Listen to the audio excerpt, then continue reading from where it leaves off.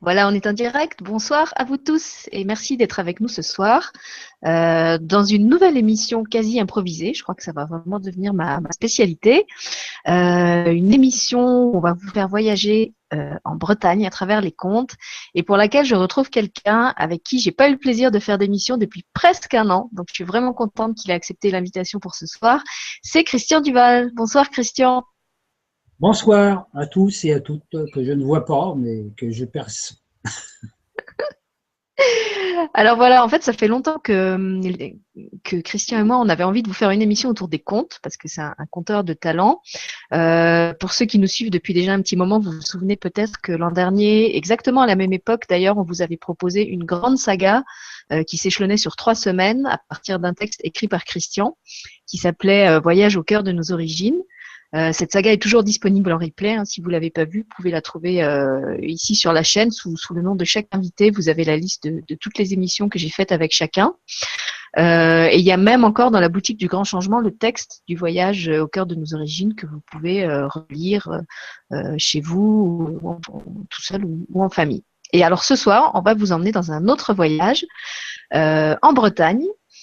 C'était le choix de Christian et on a fait le choix vraiment de vous proposer une soirée qui serait uniquement centrée sur les contes. Donc c'est pas du tout une soirée d'information suivie avec un contenu suivi de questions-réponses comme ce qu'on fait d'habitude. Ça va être vraiment une soirée d'évasion. On avait envie de vous proposer un moment de détente, un moment de bien-être. Et ce qu'on vous propose, c'est de débrancher à l'instant votre mental d'adulte, s'il est encore activé, et d'ouvrir tout grand vos oreilles et votre cœur d'enfant, parce que c'est surtout à eux qu'on va faire appel aujourd'hui.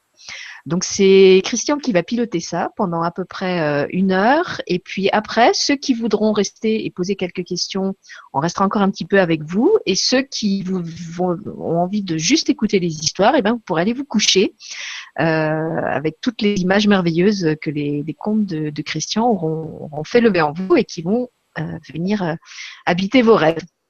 Voilà, donc on va rester 1 heure sur les contes et puis il y aura un petit moment après, mais pas trop long, parce que justement, comme on vous le disait, on ne veut pas ce soir faire appel à vos capacités cérébrales. On veut vraiment vous emmener voyager dans l'image in air et vous proposez un moment de détente à travers ça. Je crois qu'on vit tous en ce moment des choses un petit peu tendu et que ça va nous faire du bien. Moi, j'ai eu 2 émissions sur des sujets lourds sur ma chaîne LLU TV. On en a fait une sur le harcèlement scolaire. Après, j'ai fait une autre émission sur la souffrance et les épreuves. La semaine prochaine, j'ai une émission sur le deuil. Et donc là, c'est vraiment comme une parenthèse qu'on fait au milieu de tous ces sujets plus sérieux, un petit moment de bonheur entre les mains du magicien oui dire, Christian Duval, à qui je passe les commandes. Merci, bonsoir à tous et à toutes. Alors, comme disait Sylvie, je vais vous raconter des histoires qui se passent en Bretagne, dans la forêt de Brocéliande et dans les environs.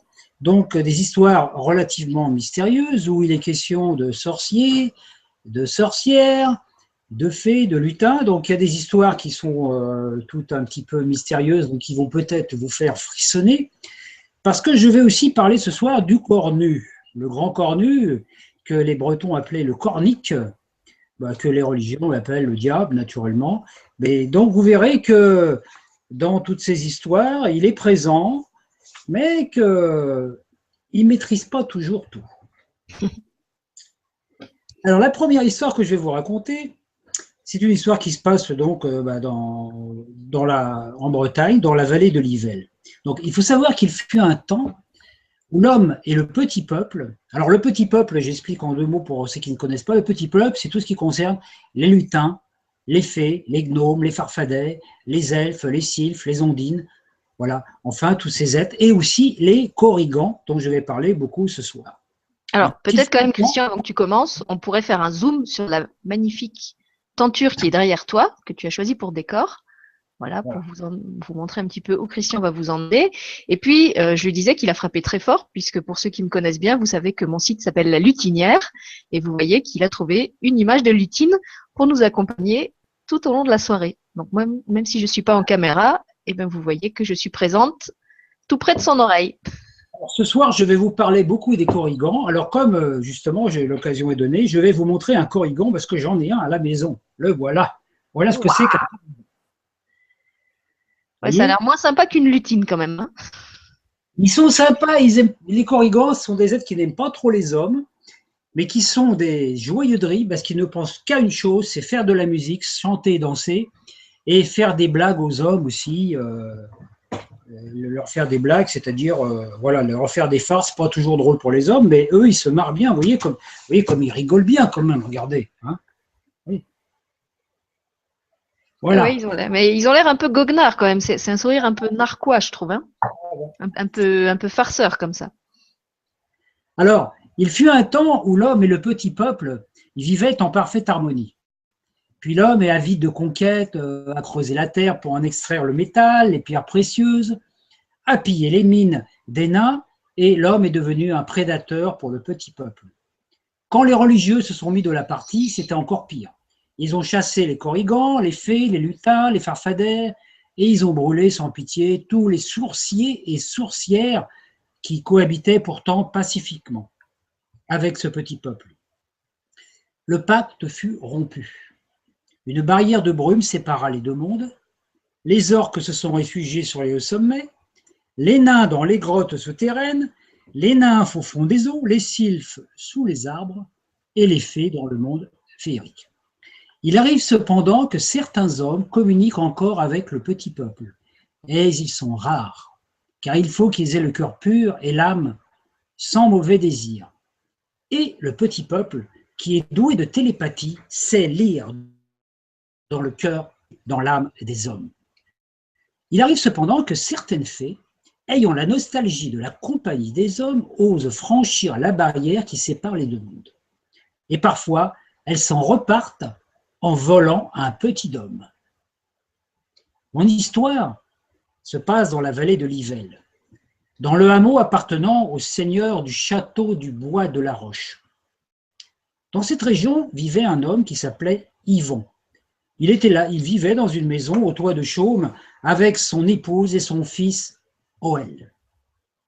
Habile de ses mains, il sculptait fort bien le bois pour gagner de quoi nourrir sa famille et il prenait toutes les commandes qu'on lui passait.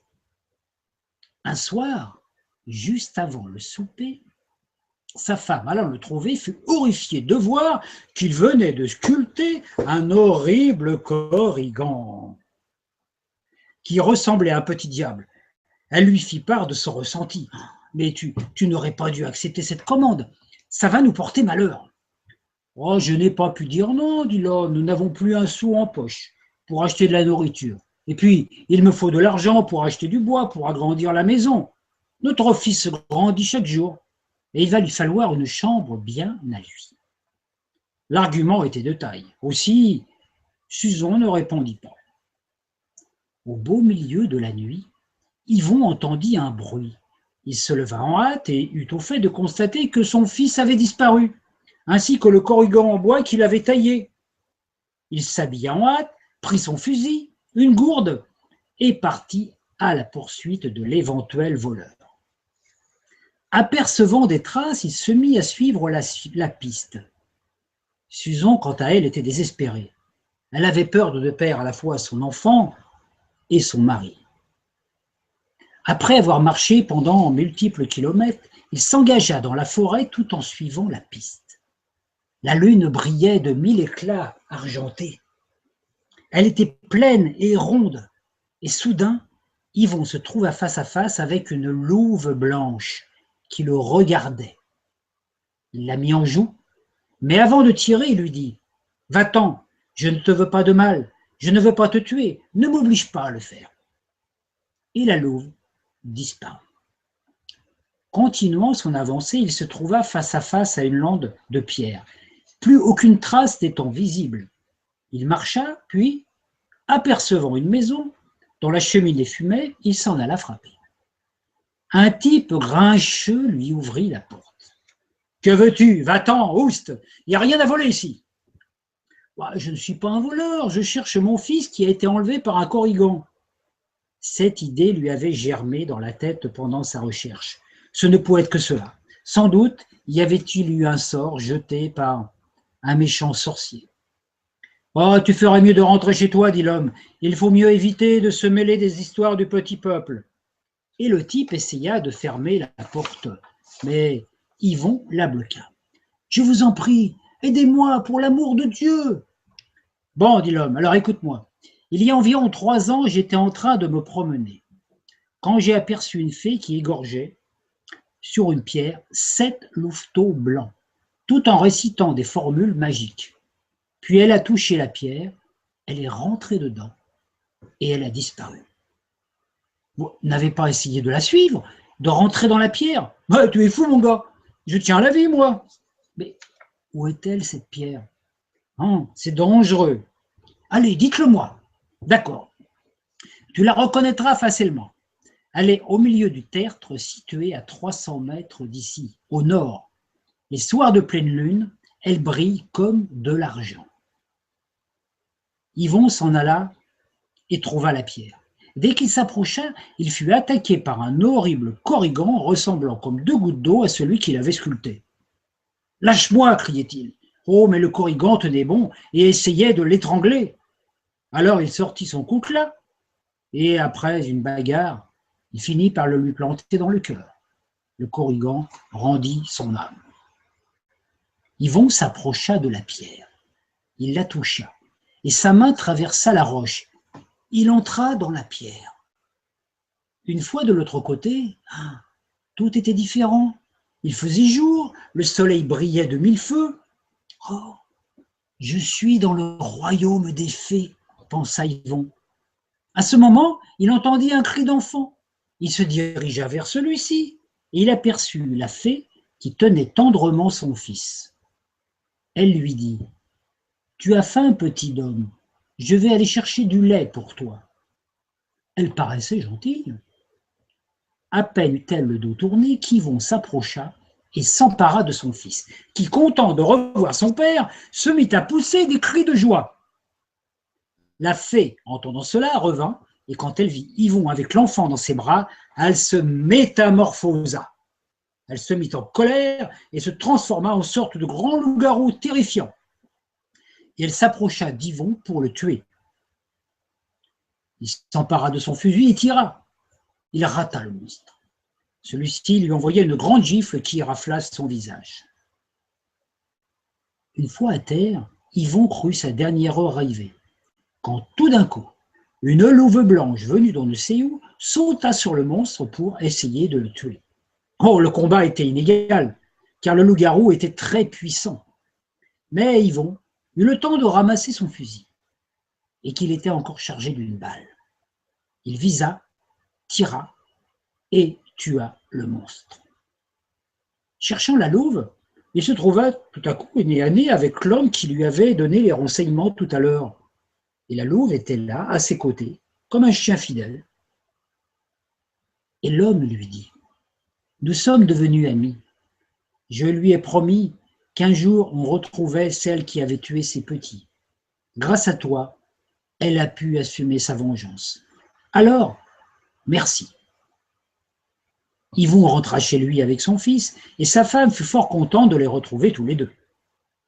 Parfois, lorsqu'ils se promènent dans la forêt, il leur arrive de croiser la louve, qui jamais ne les attaqua. Elle était devenue leur amie. Souvent, elle s'allongeait dans les bosquets près de la maison et regardait le petit garçon jouer. Mais parfois, cela lui faisait monter les larmes à l'œil, car elle était triste d'être séparée de ces 7 petits qui avaient été tués par cette fée qui était devenue folle. Elle n'avait aucune mauvaise intention, certes. Elle avait besoin de compagnie, mais ce n'était pas une raison pour enlever un enfant et tuer 7 petits louveteaux innocents. On ne peut pas trouver le bonheur en apportant le malheur dans la maison des autres. Ainsi se termine ma première histoire. Mais ce n'est pas fini.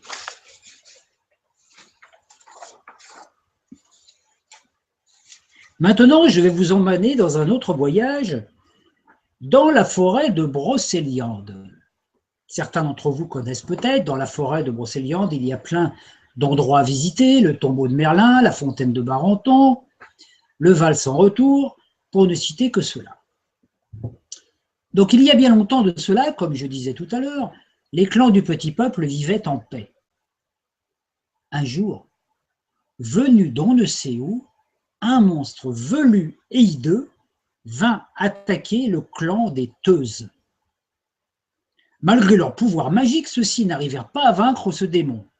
Quand un beau matin, chevauchant un magnifique cheval blanc, un grand magicien armé d'une épée et d'un bâton de pouvoir vint aider les Teuses dans leur combat. Oh, celui-ci fut long, mais le magicien décima le géant. Fous de joie et de reconnaissance, les Teuses rendirent hommage au magicien qui, comme vous l'avez deviné, était le grand Merlin. Bien plus tard, Merlin disparut de ce monde.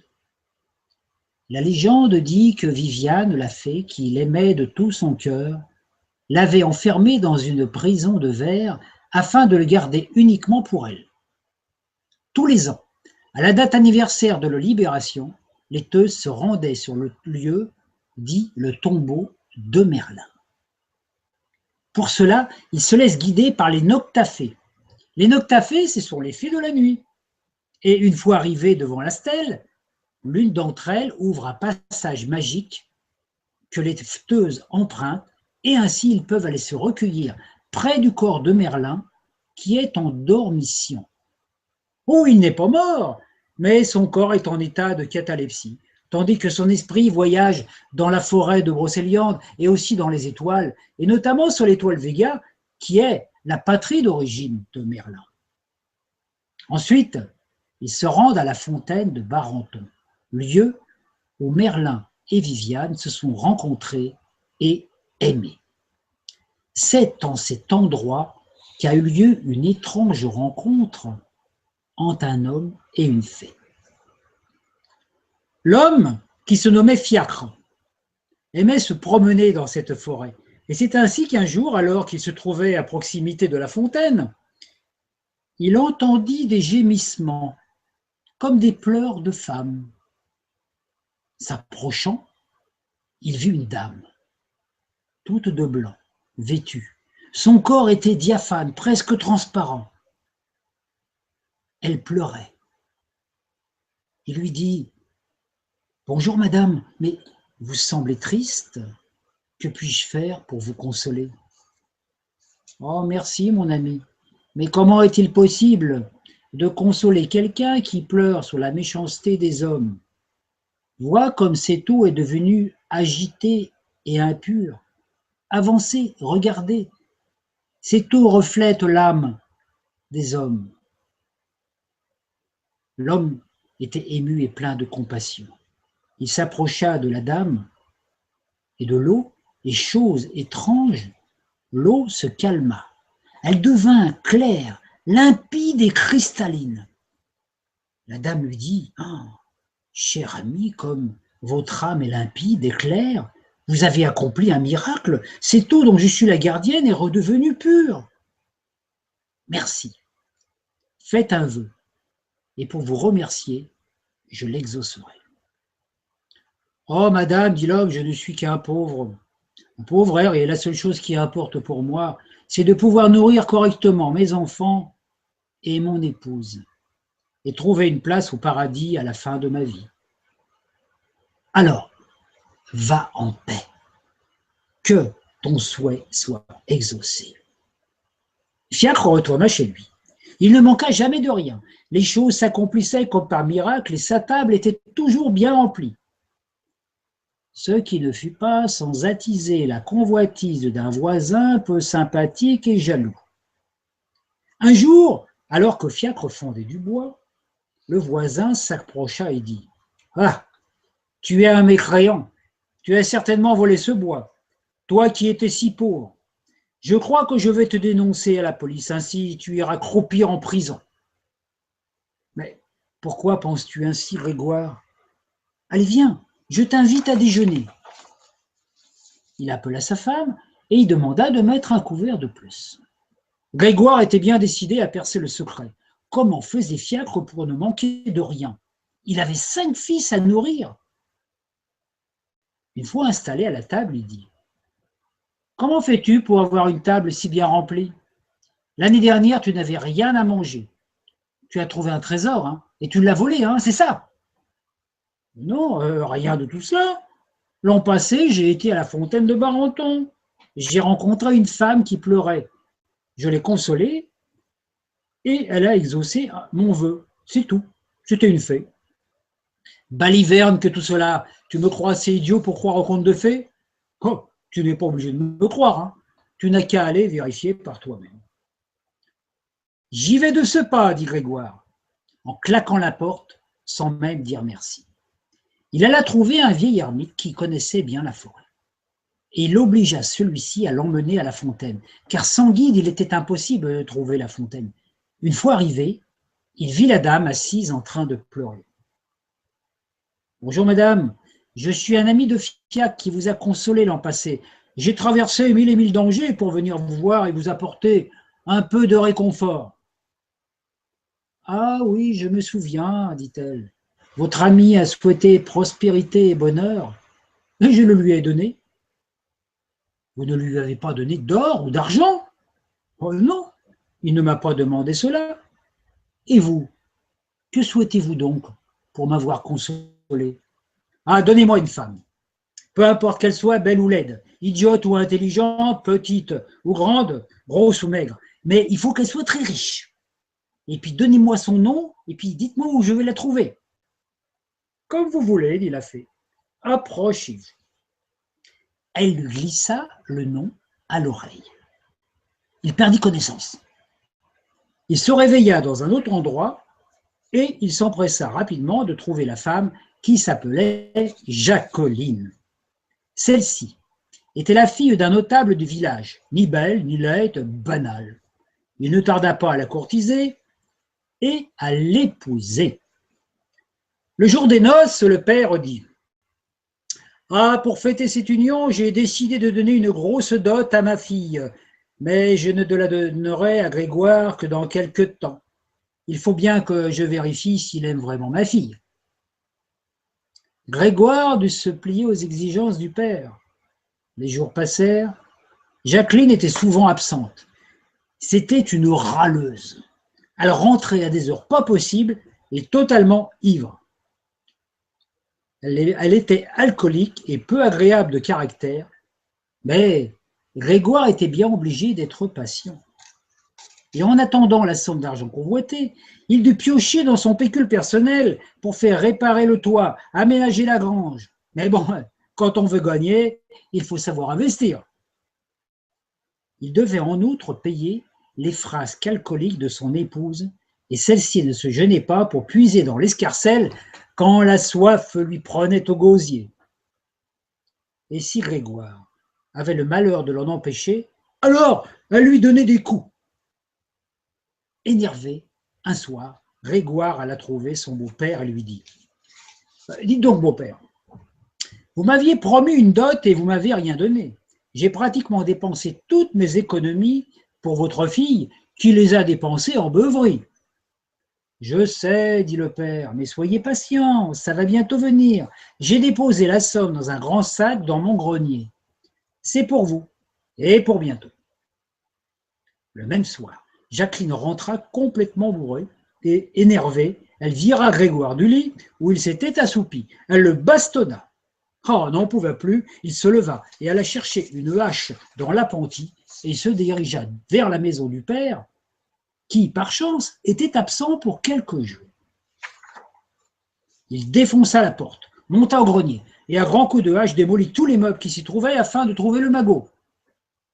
Il trouva le sac, vida le magot par terre et contempla toutes ces pièces d'or qui étaient constellées de poussière. « Ah, ma belle, tu vas voir maintenant, ça va changer. J'en ai plus rien à faire de toi. Tu ne m'as jamais intéressé. Déjà, tu es moche, et c'est ton fric qui m'intéressait. Et maintenant que je l'ai, je vais te virer à grands coups de pied, espèce de vieille truie. » Il s'assied sur le tas d'or, mais tout d'un coup, il sentit comme un malaise. Un visage immense apparut sur le mur. C'était celui de la dame de la fontaine, qui disait: Quand cesserez-vous tous de me faire pleurer, de polluer mon eau? Vous ne voulez pas comprendre, vous ne cessez de jalouser, vous voulez toujours plus, vous prenez sans dire merci, vous tuez pour posséder ce qu'ont les autres. Mais tout a un prix, ici-bas. Et aujourd'hui, il va falloir payer Grégoire. Il tomba sur le tas de pièces. Il rendit son dernier soupir et son corps se transforma en un tas de poussière. Jacqueline et son père, quelque temps plus tard, voyant la porte de la maison fracassée, se doutèrent bien que c'était Grégoire qui avait fracassé celle-ci. Ils se rendirent au grenier, ils trouvèrent les pièces éparses sur le sol. Celle-ci était couverte d'une curieuse couche de poussière noire. Ils ne comprirent jamais pourquoi Grégoire n'avait pas emporté le butin avec lui. Pourquoi il avait disparu sans laisser de traces. Ils remirent les pièces dans le sac, réparèrent les meubles et cachèrent à nouveau le magot. Alors, si d'aventure il vous arrive d'arriver vers la fontaine de Barenton et d'y rencontrer la fée qui pleure, soyez vigilants quant à ce que vous lui demanderez et sachez que vous ne pourrez lui cacher vos intentions véritables, car l'eau de la source saura bien lui révéler si votre âme est pure. Ainsi se termine cette histoire.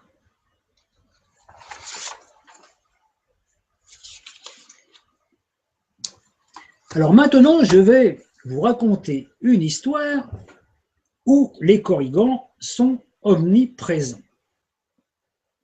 Vous avez peut-être déjà entendu parler de la roche aux fées. Alors la roche aux fées, bon, ce n'est pas du tout les produits laitiers que vous trouvez dans les rayons de supermarché. Quoique, il y a un lien quand même, mais, parce que c'est fabriqué dans le coin. Donc autour de la roche aux fées, qui est un amas de pierres, de grosses pierres, de schiste, qui a été construite par la fée Foulaine. Toutes les nuits, les Korrigans dansent. Ils font la fiesta toute la nuit. Boum, boum, boum, ils tapent du pied, ils tapent, ils chantent, ils crient, ils dansent. Ça fait un vacarme pas possible. Et comme ils tapent du pied, naturellement, ça résonne dans le sol. Mais sous le tertre, dans le sol, vivait quelqu'un. Et ce quelqu'un, c'était le cornu.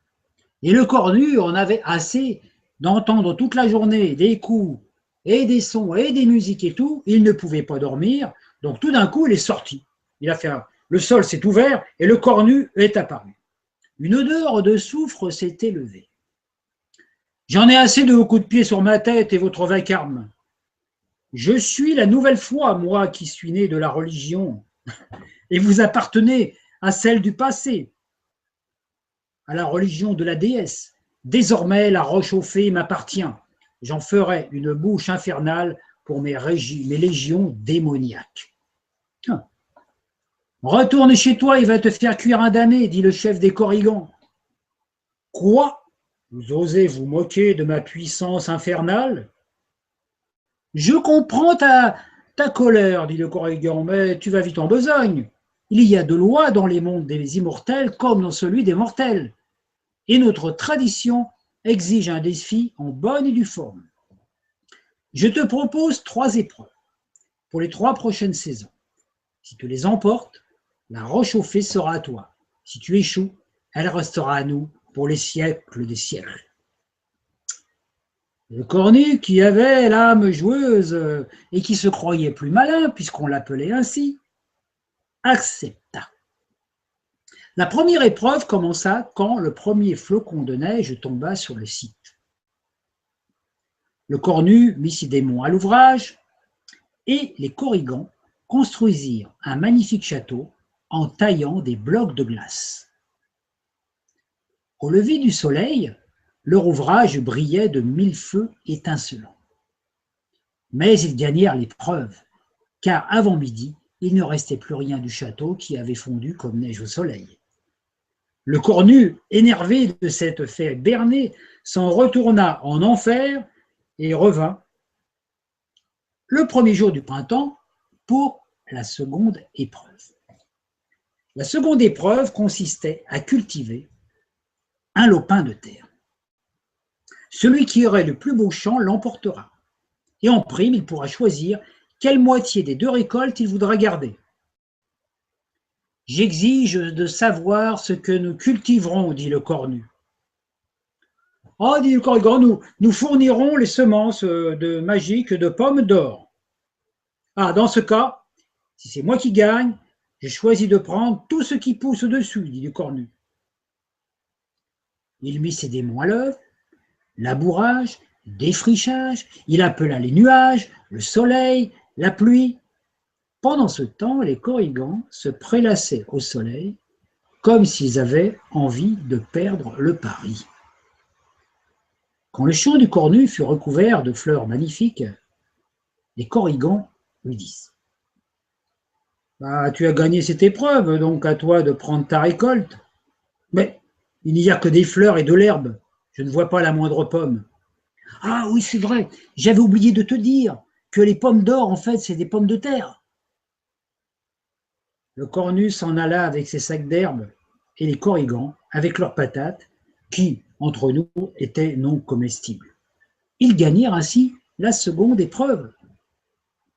Le cornu revint le premier jour de l'automne. L'épreuve là consistait à boire le contenu de 2 immenses tonneaux remplis de chouchen. Les corrigans disent avoir celui de gauche et celui de droite pour le cornu. Mais pressentant une arnaque, celui-ci demanda de changer de tonneau. Les corrigans acceptèrent. Le champion des corrigans s'installa dessous le robinet et le cornu sous l'autre tonneau. Le contenu du tonneau du corrigan passa rapidement dans la panse du corrigan pendant que celui de l'autre tonneau continuait à couler dans celle du cornu qui était près d'exploser. En fait, le tonneau du cornu était relié à une immense citerne et n'était pas près de se vider. Le cornu capitula et les corrigans rapportèrent l'épreuve. Les démons emmenèrent le cornu, qui ressemblait à une grosse barrique. On ne le revit plus jamais sur le lieu. Et depuis ce jour-là, la roche aux fées restait au corrigan et, toutes les nuits, il continue à faire la fête. Et si vous allez dans cet endroit pendant la nuit et que vous entendez de la musique, vous pouvez toujours tenter d'aller danser avec eux.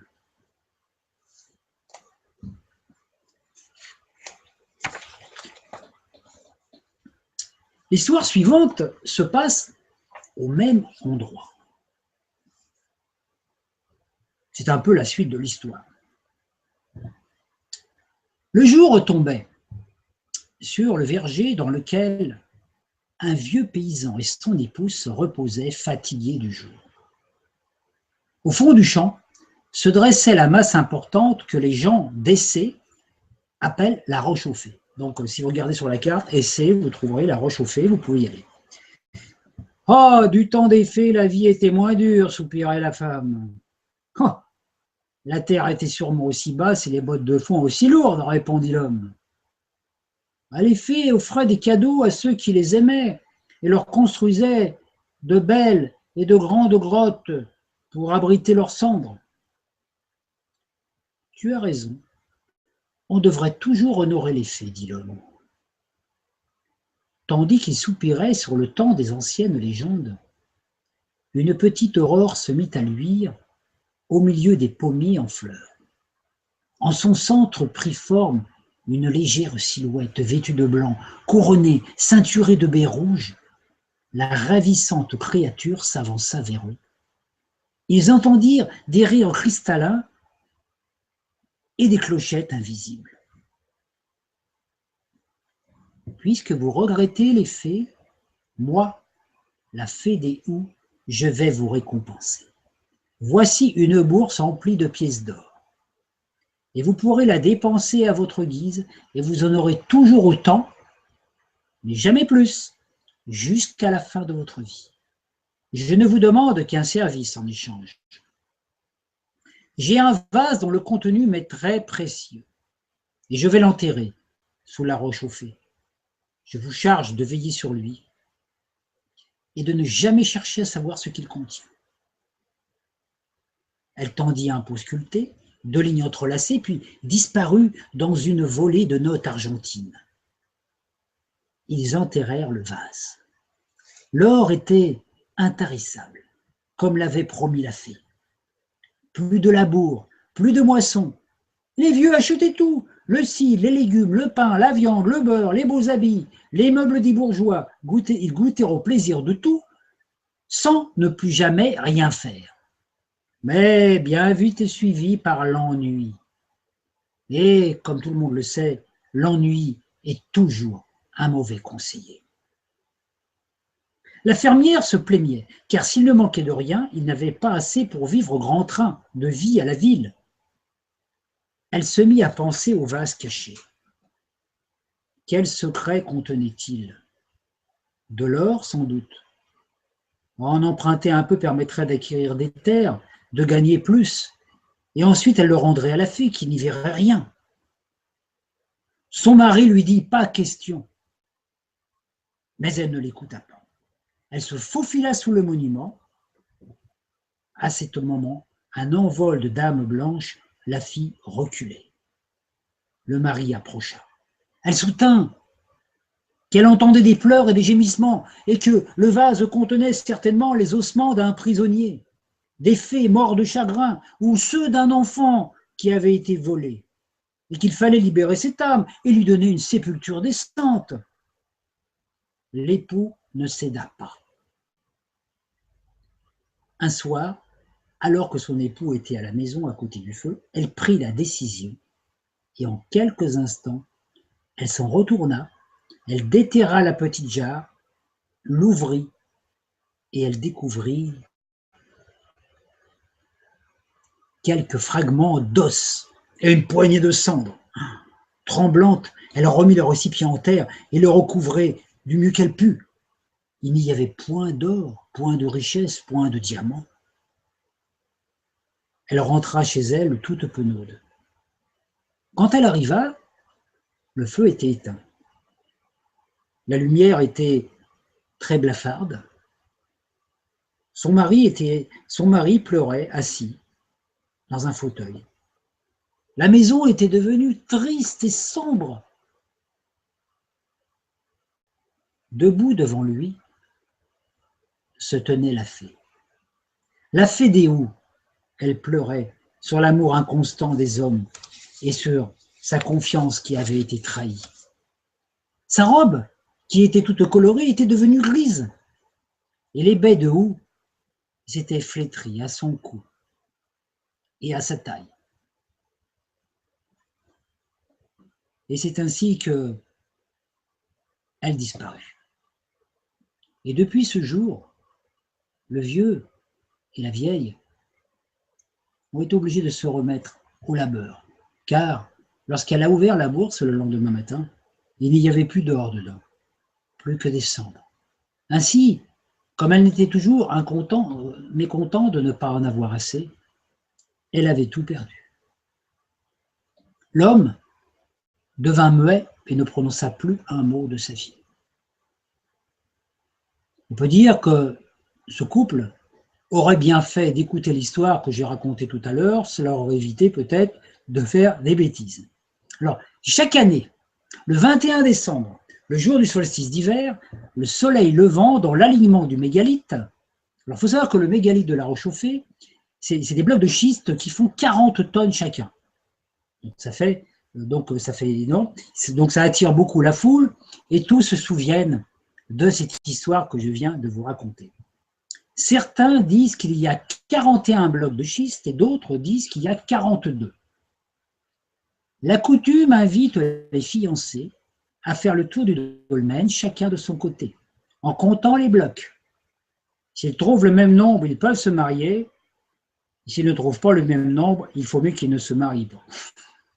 Ainsi le veut la légende. Donc, si vous avez envie de vous marier, allez faire un tour à La Roche-Chauffée, comptez les blocs, et comme ça, vous saurez immédiatement si la personne de votre choix, de votre cœur, est vraiment la personne avec laquelle vous allez trouver le bonheur. Cette histoire est terminée.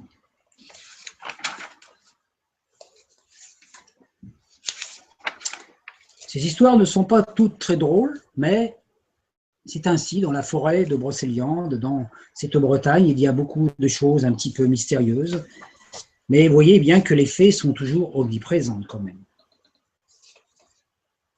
Alors maintenant, je vais vous raconter l'histoire d'une petite fille qui s'appelait Solveig.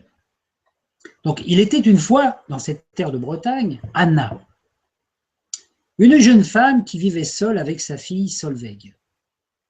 Comme elle n'avait pas de mari, elle était considérée comme malfaisante par les villageois. La même chose qui est arrivée à la mère de Merlin. Vous savez qu'à une certaine époque, quand les femmes portaient enfant et n'avaient pas d'époux, elles étaient considérées comme des filles de mauvaise vie. Anna prenait toutes ses précautions pour que sa fille ne soit pas inquiétée par les garnements du village qui sont donnés à cœur joie en la traitant de fille de sorcière et autres colibés.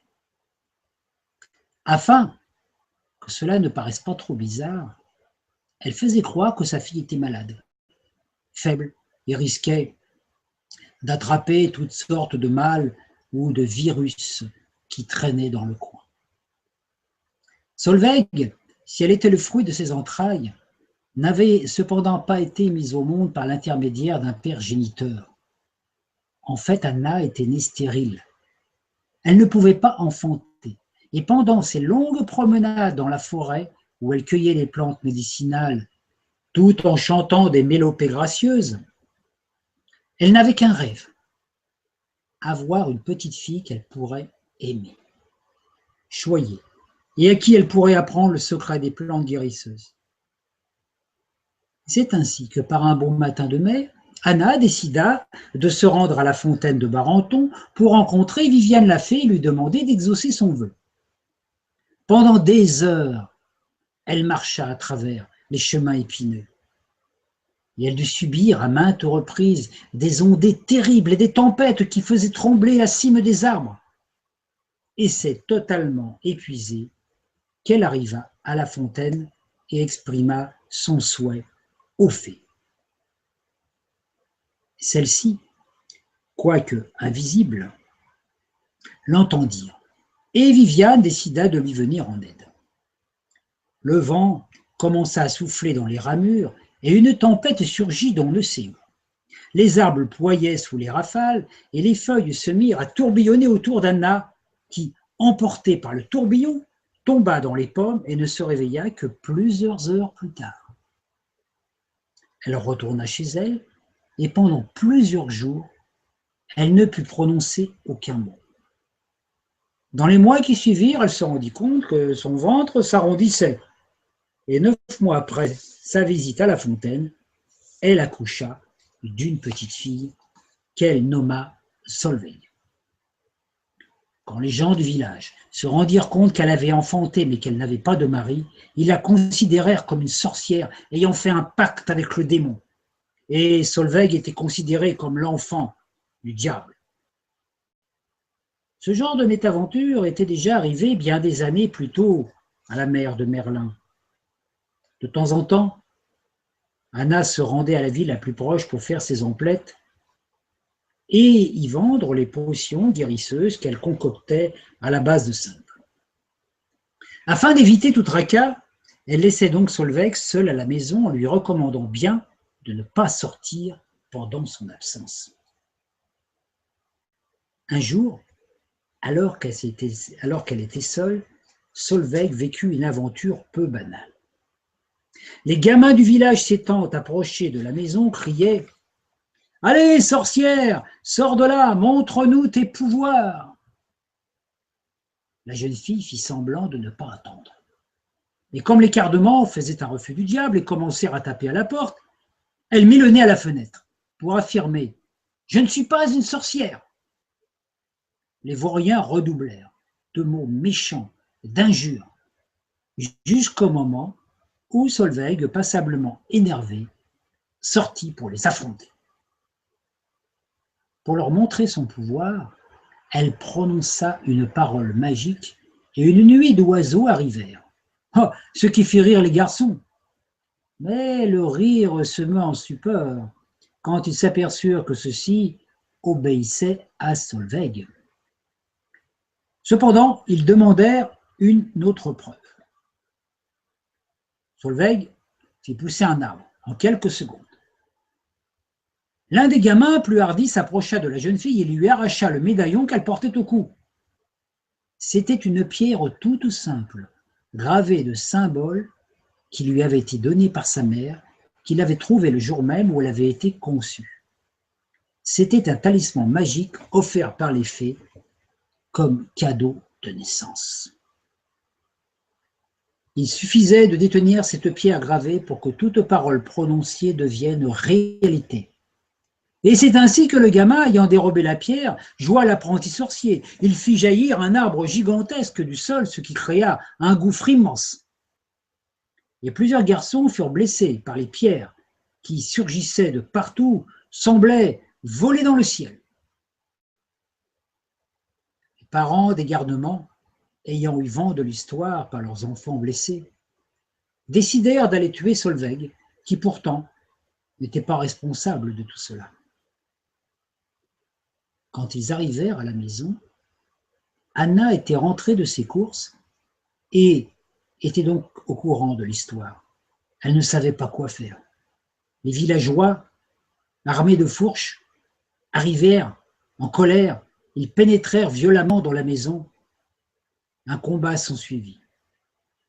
Et l'un d'eux blessa à mort Anna, qui s'écroula sur le sol en terre battue, traversée par une fourche. Il suffit d'une goutte de ce sang pour que la terre se mette à trembler, et des racines d'arbres gigantesques se mirent à sortir du sol, et, attrapant tous les villageois, les écrasèrent les uns après les autres. La maison n'y résista pas. Solveig fut emportée dans l'autre monde souterrain par une grosse racine, et elle disparut à tout jamais de ce monde. Depuis ce jour-là, Solveig et Anna vivent dans le monde des fées. Elles sont invisibles, et ainsi beaucoup plus loin de la folie des hommes. C'était la bonté d'Anna qui avait fait venir Solveig au monde. C'était la folie des hommes qui l'avait fait sortir de ce monde, et lui avait ainsi permis de devenir une fée.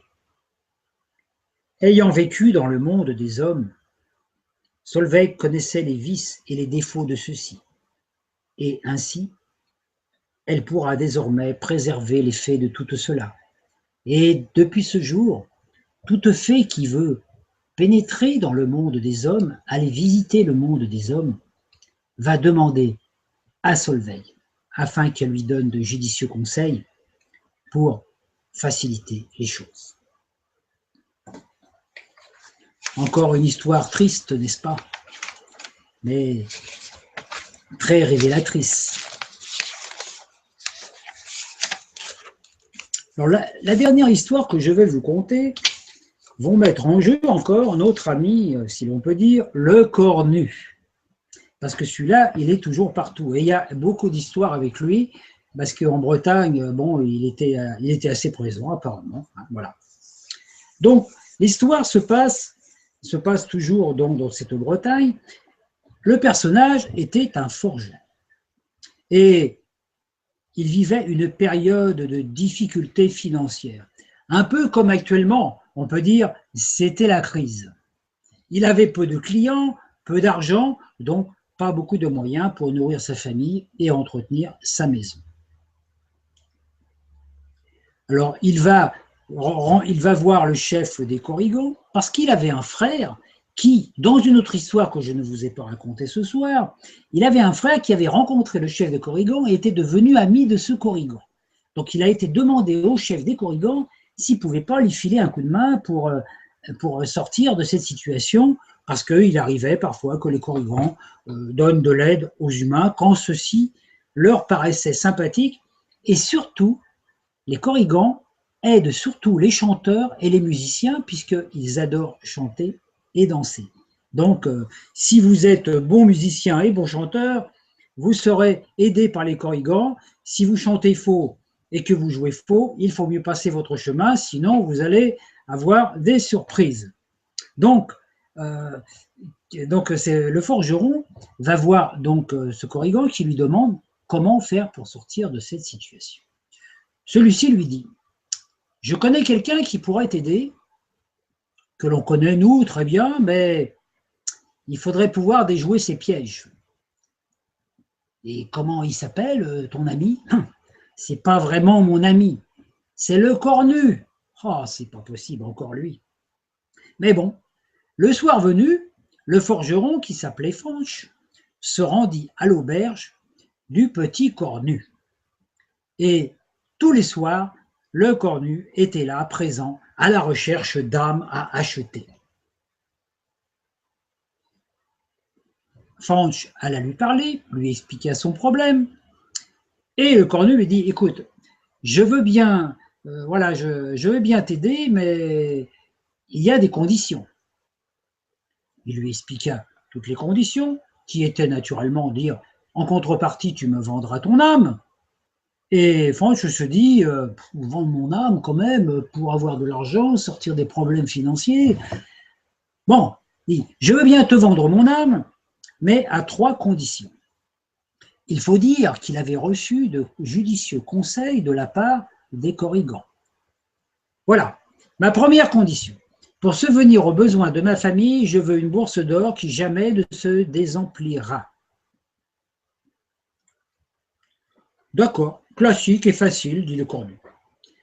Deuxièmement, pour retenir mes clients, je veux un banc sur lequel tous ceux qui s'assoient restent collés jusqu'à ce que j'ai décidé qu'ils peuvent s'en aller. Oh, curieux, dit le cornu, mais original. Je suis affligé d'une femme bavarde et d'enfants turbulents. J'aimerais un sac magique capable d'aspirer la créature de mon choix et de la retenir captive jusqu'à ce que je décide de la libérer. Oh, très drôle. Ah bah, ton imagination me plaît.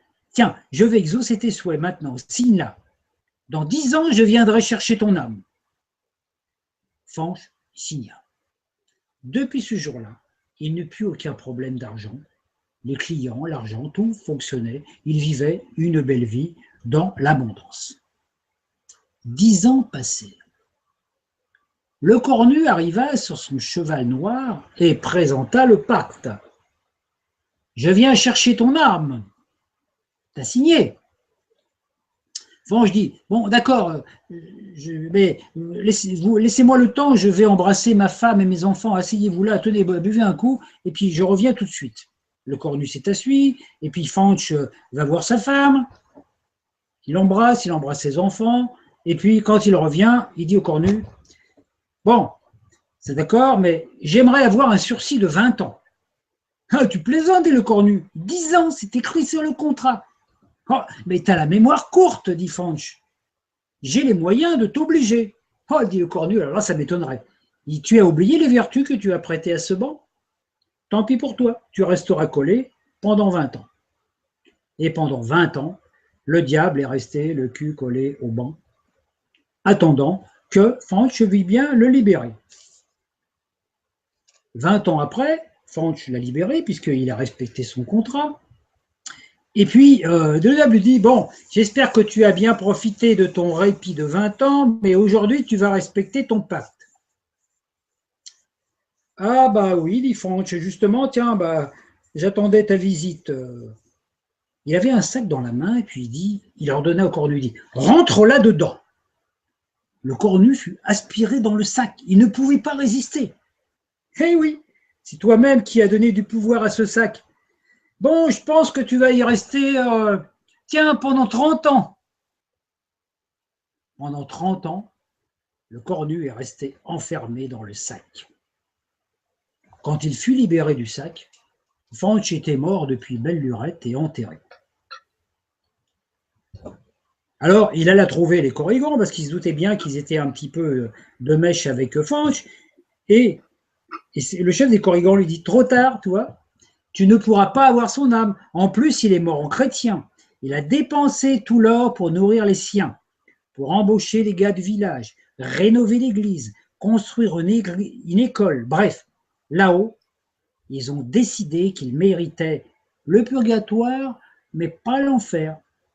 Tes pouvoirs t'ont juste servi à te coller les fesses sur un banc et à t'enfermer dans un sac.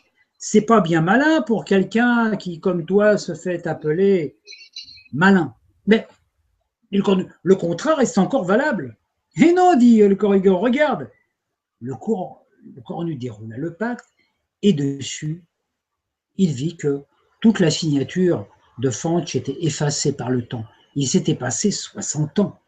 Et à sa place, les Corrigans avaient décidé la caricature du cornu. Alors celui-ci se mit en colère. Il partit, énervé, et il se dirigea droit vers l'océan, où là, il a trempé son séant dans l'eau. Et comme il était relativement chaud, c'est depuis ce temps-là qu'en Bretagne, l'eau est un peu plus chaude. Et ainsi se termine mon histoire pour ce soir. Merci de votre écoute et je vais repasser le flambeau à la lutine qui est en face de moi et qui va vous guider dans la suite de l'expérience. Merci beaucoup de m'avoir écouté. En fait, tu as une lutine dans le dos et une lutine en face. Tu es vraiment bien entouré. Eh oui. Et alors, je voulais te dire que pendant que tu racontais, je sais pas si toi tu te voyais, mais c'était vraiment amusant comment tu étais positionné. Parce que tu avais la lutine qui avait l'air d'être posée sur ton épaule et tu avais toutes les branches de l'arbre qui faisaient comme un soleil autour de ta tête, comme une espèce d'auréole en feuillage. On avait l'impression que les branches sortaient de ton crâne. C'était ouais, c'était vraiment joli à regarder. Tu regarderas, si tu vois le replay, tu le verras. Et puis alors, je voulais saluer dans notre public, on a au moins 2 Bretons qui sont parmi nous ce soir. Donc, il y a notre amie Brigitte, qui est une amie commune à tous les deux, Brigitte Clémensart, à qui on dit bonsoir. En plus, c'est ta voisine, puisque, comme toi, elle a la chance d'habiter vraiment en Bretagne. Et puis, on a un autre Breton, c'est l'archange Gabriel, qui est là à presque toutes mes émissions. Et en fait, maintenant, je comprends pourquoi. Parce qu'il dit « Je réside en Bretagne et grand collectionneur de figurines féeriques ou elfiques et angéliques, des modèles de haute qualité de finition qu'on ne trouve que localement et j'adore ce genre d'histoire. Merci beaucoup. » Donc, si tu es fan du monde celtique, des lutins et des lutines, Archange Gabriel, je comprends encore mieux maintenant pourquoi tu me suis d'émission en émission. C'est un point qu'on a en commun. Et puis, on a aussi la visite d'une collègue d'une web TV voisine, puisque j'ai vu passer un message. Attends, je vais essayer de le retrouver. Un message de CTVM TV Planète et Écologie. Donc CTVM, c'est la chaîne de Claire Thomas. Et donc il y a une autre Sylvie en plus apparemment qui nous poste un message en disant « Bonsoir Sylvie, Christian, je viens de terminer l'émission Nature et Complicité sur CTVM TV. Nous y avons parlé des élémentaux. Suite parfaite pour continuer ma soirée. Merci pour cette pause enchanteresse de notre société qui en a bien besoin. » Alors voilà, maintenant je sais que j'ai une collègue Sylvie sur la chaîne CTVM et qui est elle aussi fan des élémentaux. Ah bah c'est bien, tu vois. C'est voilà. Élémentaire. Et puis moi, je voulais te dire que pendant tout le temps où tu racontais, j'avais envie de saluer vraiment ton talent de conteur parce que c'est vrai que là, je sais que tu as fait du théâtre pas mal, mais là, tu n'es pas sur scène, tu n'as aucun accessoire, tu n'as pas d'instrument, tu n'as vraiment que ta voix et les textes que tu consultes de temps en temps. Et je trouve que tu arrives vraiment à nous faire vivre les histoires en faisant les différentes voix des personnages, en ménageant des temps de suspense. Et voilà, comme j'ai une amie conteuse, je sais que compter, c'est tout un art. Moi, je suis une bonne lectrice, mais je pourrais pas compter comme vous le faites. Et de tenir comme ça son public en haleine pendant 1 heure, je tenais à saluer la prestation. Merci beaucoup. Et je voulais te mettre les applaudissements, mais sur cette chaîne-là, je les ai pas, donc j'ai pas pu te mettre les applaudissements sonores. Mais l'intention y est. Voilà. Et puis sinon, on a, alors comme d'habitude, hein, quand tu es là, tout un public de femmes qui est heureux d'être avec nous ce soir. Donc il y a Martine qui dit qu'elle est heureuse d'être avec nous pour un voyage dans les contes enchantés de Bretagne. Soirée enchanteresse et pleine de magie en perspective. Merci Martine. On a une autre Martine, Martine Lequitte, mais qui ne nous a pas quittés, qui est restée là pendant l'émission, qui dit bonsoir Sylvie et Christian, ravi d'être là et belle soirée à nous tous. Il y a Monique RN10 qui nous dit bonsoir, merci à vous deux et tous qui regardez, écoutez. Merci de compter à notre âme d'enfant pour grandir dans l'adulte d'aujourd'hui. On a Shekina Anna qui était là à l'émission sur les dragons et qui dit coucou Sylvie, Christian et tout le monde, sans oublier nos amis du petit peuple. On a aussi Pascal qui nous dit bonsoir Sylvie, Christian et tous les internautes. J'ai hâte d'en savoir plus sur la magie de la Bretagne. Merci. Voilà. On a aussi Karine, notre Karine sous-titreuse des vidéos, qui dit bonsoir Sylvie, bonsoir Christian. Je sens que nous allons vivre des moments enchantés. Bonne soirée à tous et bisous à vous deux. Voilà. Alors, Martine nous signale qu'elle aussi, elle vit en Bretagne. Donc, on avait au moins 3 Bretons avec nous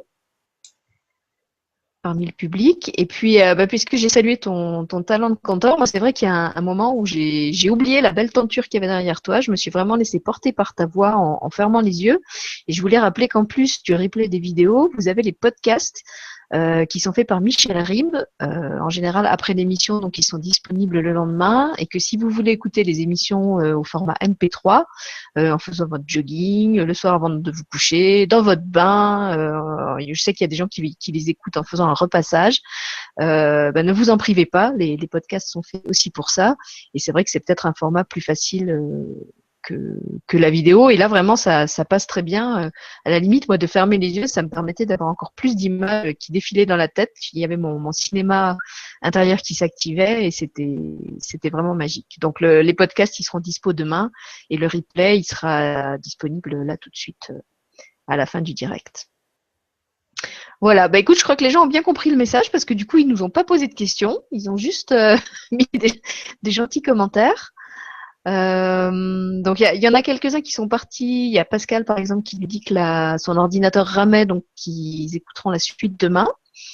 Mais du coup, comme il n'y a pas de questions, c'est comme tu veux. Soit tu peux nous raconter encore une histoire si tu en as une en réserve. On va faire comment on appelle ça au théâtre, un bis. Ou sinon, on peut arrêter l'émission là au bout d'une heure et puis comme ça pour ceux qui écouteront. Je vais regarder dans ma liste et je vais regarder s'il y en a un que je peux raconter. Qui m'inspire. Ils m'inspirent tous, mais bon, après, il faut les choisir. C'est vrai qu'en plus, c'était vraiment bien ficelé ton parcours parce que les histoires s'enchaînaient très bien et comme tu dis, il y avait une variété entre les histoires plutôt tristes, les histoires gaies. Et puis, je voulais signaler aussi, puisque tu avais une de tes histoires dont l'héroïne était la fée Solveig, que sur ma chaîne à moi, Elle et lui TV, j'ai écrit un conte qui s'appelle Le cadeau de Solsteg. Donc pas Solveig, mais Solsteg. Et Solsteg est un petit lutin, un lutin du solstice d'hiver qui, tous les ans, vient au solstice d'hiver dans le monde des hommes avec une intention, avec un message particulier. Voilà, donc si vous avez envie d'écouter cette histoire, elle est sur ma chaîne Elle et lui TV, ça s'appelle Le cadeau de Solsteg. Je la raconte et en plus c'est illustré par des photos que j'ai faites chez moi, puisque j'ai eu la chance que Solsteg soit venu me voir en personne pour que j'écrive l'histoire sous sa dictée. Bon, je peux vous en raconter un, ouais, si vous voulez. Youpi. Dans le conte que je vais vous raconter. Bonus. En fait, c'est l'histoire qui est avant celle du forgeron, puisque je vous avais parlé d'un personnage qui était devenu ami avec le chef des Corrigans. Donc, c'est de ce personnage-là que je vais vous parler. Donc, cette histoire-là se passe dans la région de Quimper, qui est aussi en Bretagne, si vous connaissez votre géographie. Et il y avait donc, au début de cette histoire, il y a 2 frères. Il y en a un qui s'appelait Caour et l'autre qui s'appelait Lawig. Bon, c'est des noms pas faciles à prononcer. Hein. Ils étaient tous les deux sonneurs de bombarde. Il y en a un qui faisait la bombarde et l'autre du biniou, mais ils étaient tous les deux aussi bossus qu'un chameau. Leur bosse était fort laide. On aurait dit qu'ils avaient un biniou dans le dos. Ils étaient pauvres. Leur père avait sué sang et eau pour acheter une petite ferme. Leur mère était morte et ils passaient leur vie à gagner leur vie en faisant de la musique qui leur assurait le boire et le manger. Caour était brave.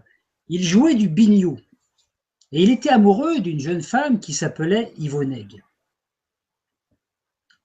Celle-ci aimait bien caresser la bosse de Caour et elle lui disait que ça lui donnait de la joie et elle était persuadée que cela lui porterait chance. Depuis ce temps-là qu'on dit qu'il faut toujours toucher la bosse d'un bossu, que ça peut nous apporter du bonheur. La Whig, le frère, lui, était plutôt grognon. Il pinçait la bombarde avec dégoût, il avait mauvais caractère, et sa bosse était plutôt une bosse d'amertume. Il était persuadé que sa bosse lui apporterait toujours du malheur. Et il était toujours un peu malpoli avec les gens. Tous les deux furent invités à une noce pour animer. Et la Whig avait une certaine tendance à insulter les femmes, il traitait les femmes de truies, de cochonnes, etc. Il a même jusqu'à traiter une femme de boudin. Oh, son mari n'était pas content, il commençait à se mettre en colère et prêt à donner un coup de poing à la Whig. L'homme tomba à terre, se frotta l'œil qui devient tout bleu, puis tout noir. Donc, des invités s'attroupèrent. Le père emmena sa femme et sa fille. Il faut savoir qu'en Bretagne, les noces durent plusieurs jours. Yvonègue avait dit à Cahour de venir à cette noce. Elle l'amena vers un autre personnage. Celui-ci lui dit « Votre musique me plaît, mais j'ai marié mes 2 filles et cela m'a coûté fort cher. Je vous avais promis 21 francs pour animer la noce. Et je peux vous en donner 15, parce que les invités, ils ont beaucoup mangé, ça va coûter cher. » « Oh, je comprends, monsieur, dit Cahour. Nourrir tout ce monde pendant 3 jours, je comprends, bon, 15 francs, ça ira très bien. » L'homme lui dit, je vous enverrai le complément à la prochaine récolte. Le marché était conclu. Seulement le frère, le râleur, la Whig, apprenant la chose, se mit à cracher, à fulminer, à rouspéter. Vieux radin, je vais me barrer, ils n'ont qu'à danser sans ma musique. Cahour lui dit, mais on a promis, je m'en fous. Ah, c'est à cause de ta roussette que tu veux rester là. Tu crois qu'elle va épouser un bossu comme toi? Tu rêves, mon pauvre. Allez, reste encore, je t'en prie. Il y a du bon vin, de la nourriture. Et à la maison, il n'y a rien à manger. Hein. Convaincu, la Whig resta pour s'empiffrer, mais tout en continuant à râler. À la fin de la noce, Cahour alla remercier Yvonègue, la jeune fille qu'il aimait, et de l'avoir invitée à cette noce, et puis pour pouvoir faire cette animation.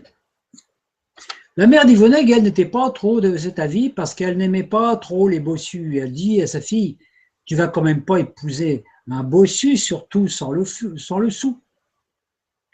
Yvonègue ne répondit pas. Cahour et son frère se partirent donc dans la forêt pour entrer chez eux à pied à travers les bois.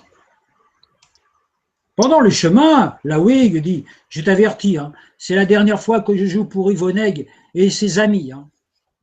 Mais arrête de râler, on a quand même gagné de l'argent et on a bien mangé.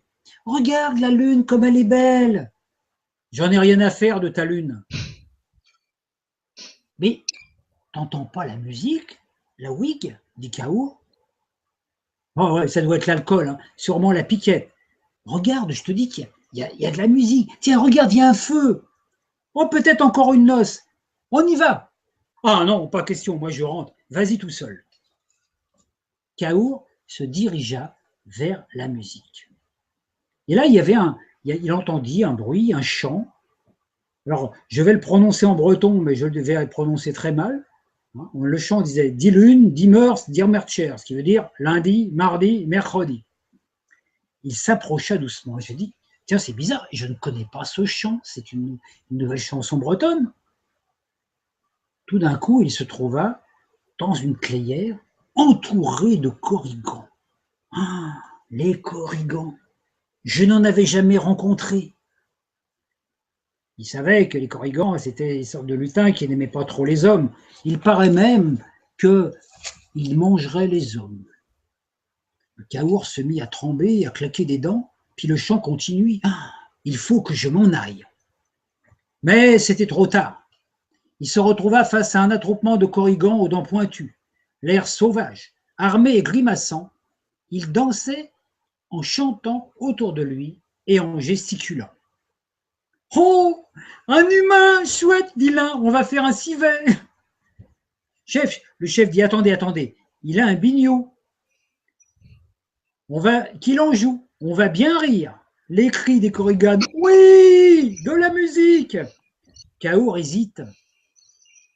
Ah, il ne sait pas jouer, dit l'autre. On va en faire un civet. Non, non, on va le rôtir. Il finit par se décider.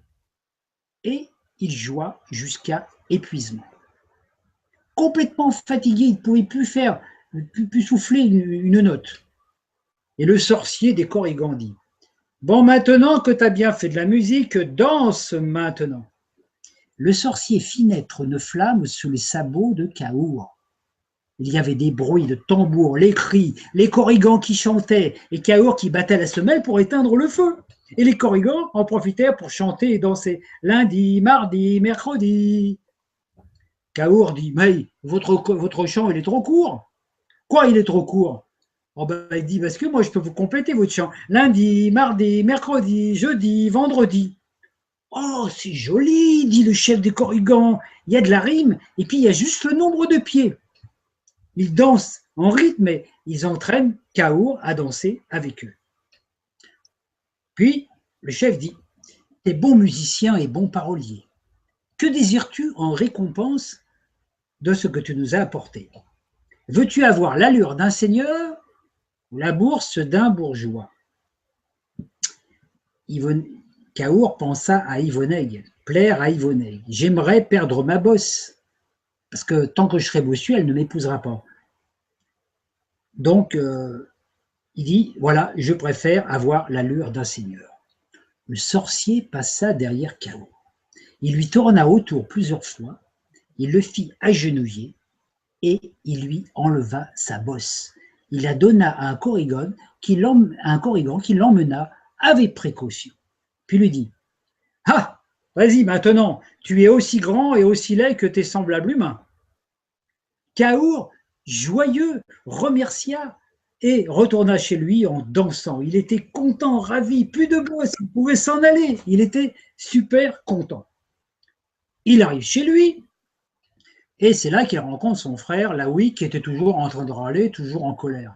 Mais qu'est-ce que t'as foutu? Je t'attends depuis des heures. Ah, je me suis fait des amis à la fête, dit Kaour. Mais ton froc est brûlé. Mais t'as plus de bosse. Où est-elle, ta bosse? Ils me l'ont enlevée. Qui? Bah, les Korrigans. Menteur. Ils tuent les hommes. Comment t'as fait? Kaour raconta toute l'histoire. Tu ne mens pas? Non, non, je te jure. T'es bête, hein, quand même. T'aurais pu demander la bourse. Avec de l'or, toutes les filles viennent vers toi. Allez, montre-moi le chemin, je vais aller voir. Laoui part voir les Korrigans. Il les rencontre, le scénario est identique, il se retrouve entouré de Korrigans qui naturellement lui demandent de jouer de la musique. Et puis après, là, il se dit: bon, il faut que je fasse attention aux fausses notes quand même. Et puis il entend le chant. Lundi, mardi, mercredi, jeudi, vendredi. Alors pour faire mieux que son frère et pour pouvoir plaire aussi aux Korrigans, il dit samedi, dimanche. Le chef des Korrigans fait arrêter toute la musique. Il se dit: non, c'est pas possible, ça rime pas. Dimanche, ça rime pas, ça fait tout en l'air la chanson. Hein? Allez, on va en faire du civet de celui-là, en colère. Il a tout gâché le chant, il nous a gâché la soirée. Ah, le chef dit: oui, mais la tradition nous oblige à récompenser tout mortel qui participe à nos festivités. Seule l'intention compte. Approche. Que veux-tu? L'allure d'un seigneur ou la bourse d'un bourgeois? Alors, là où il réfléchit, il dit: bon, je choisis ce que mon frère Kaour a laissé. Naturellement, il pense à la bourse. Le sorcier le fait mettre à genoux, il s'approche, il tourne autour, il palpe la bosse, il le regarde avec soin, et il retourne et dit: voilà, ferme les yeux. Et il ajoute dans le dos de Laoui la bosse de Kaour. Laoui se relève donc avec 2 bosses. Lève-toi. Oh, que tu es laid! On lui amène un miroir. Il dit: mais c'est pas ce que j'ai demandé. J'ai demandé la bourse. Elle dit: non, non, non, tu as demandé ce que ton frère avait laissé. Et ton frère, il avait laissé la bosse. Laoui est parti en colère. Il est retourné chez lui avec la belle intention de se venger. Et quand il arrive à la maison, il s'en est pris à son frère. « Laisse-moi, sale frère, c'est de ta faute. » Il criait, il pleurait, il râlait en même temps. Et puis, il s'en est allé en criant. « Je me vengerai. » Cahour s'est marié avec Yvonne. Il a gagné beaucoup d'argent avec sa musique. La Whig est partie sur les routes. Il a marché. Depuis la Bretagne, il est monté jusqu'à Paris. Et depuis ce temps-là, il s'est installé à Notre-Dame de Paris. Et c'est lui qui, depuis de nombreuses années, sonne les cloches pour n'avoir pas su faire le bon choix quand on le lui avait proposé. Donc, si vous allez à Notre-Dame de Paris et que vous voyez ce fameux bossu, vous saurez que c'est un Breton. Mon histoire est terminée. Merci Christian, je la connaissais celle-là en beaucoup plus court. L'histoire du bossu arrosé. Et alors attends, pendant que tu racontais, moi j'ai du monde qui est arrivé autour de moi. Bon bah alors, tenez, montrez-vous maintenant. Il y a des gens qui veulent te saluer, attends. Alors il y a lui. Hop. On ne le voit pas. Attends, il va venir. Ah oui. Voilà, c'est Solsteg, c'est celui dont j'ai parlé tout à l'heure. Bonjour, je suis Solsteg, le lutin du solstice. Ah bah tiens, salut. Et puis il y en a une autre qui voulait aussi te dire bonjour. C'est mon avatar dans le monde des lutins. Attends, je vais essayer de mettre la caméra. Voilà, c'est Sylvie Mad-Noël. Alors, si vous voulez connaître l'histoire de Sylvie Mad-Noël, c'est dans une autre vidéo qui s'appelle sur ma chaîne « Pourquoi j'ai un nom qui arrache la bouche ?» où je vous raconte d'où vient le fameux nom de Titsa qui arrache la bouche à tous les présentateurs quand je fais des interventions publiques et tout le monde s'écorche la langue sur ce nom. Et donc, Sylvie Mad-Noël vous racontera pourquoi je m'appelle comme ça. Ouais, c'est moi, Sylvie Mad-Noël. Merci pour cette soirée. Youhou! Voilà, tu vois, t'as mis tout le monde en joie chez moi. Ah bah c'est bien. Et bien voilà, écoute, sur ce, il n'y a plus de questions. Je crois que tout le monde s'est endormi au son de ta voix mélodieuse et qu'on peut, on peut arrêter l'émission là. Je ne sais pas s'il y a quelque chose que tu voulais dire encore pour la fin. Ah non, si ce n'est que bonne nuit, faites de beaux rêves avec toutes ces belles histoires. Alors si vous rêvez de la Bretagne, vous ne vous posez pas la question pourquoi. Voilà. Donc vous êtes invité aussi à venir en Bretagne pour de vrai, pour voir Barenton, le tombeau de Merlin, tous ces endroits où se sont passées ces histoires. La Roche-au-Fay aussi, hein, Voilà, vous pouvez vérifier sur la carte, hein, c'est des endroits qui existent vraiment. Moi, je suis allée à Brocéliande et effectivement, on peut les visiter. C'est pas des noms de fiction que Christian a inventés pour les besoins de la soirée. Alors sur ce, eh ben, on n'a pas de marchand de sable, mais on a plein de lutins qui nous accompagnent pour vous souhaiter à tous une bonne nuit et vous remercier d'avoir été avec nous ce soir. Merci Christian de nous avoir enchantés. Merci à vous tous d'avoir voyagé avec moi dans ce merveilleux univers féerique et magique. Je vous souhaite une très très bonne nuit et puis à un de ces jours. Au revoir.